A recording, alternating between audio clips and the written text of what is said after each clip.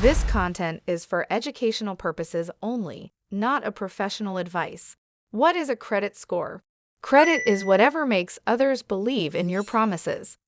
Since it is so central to making and accepting promises, how do we assess it? Simply put, assessing credit comes down to two things. The past, how did the party that we are dealing with do on their past promises?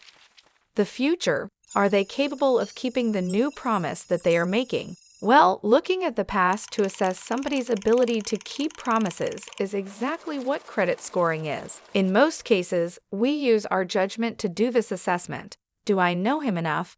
What do others say about her?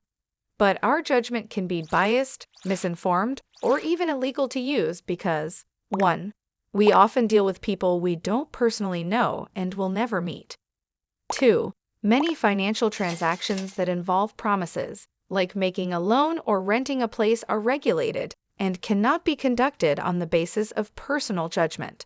Therein comes the credit score, which essentially is a grade assigned by independent accredited institutions to reflect how well an individual has handled his or her past financial obligations. In the U.S., one popular credit score is the FICO score.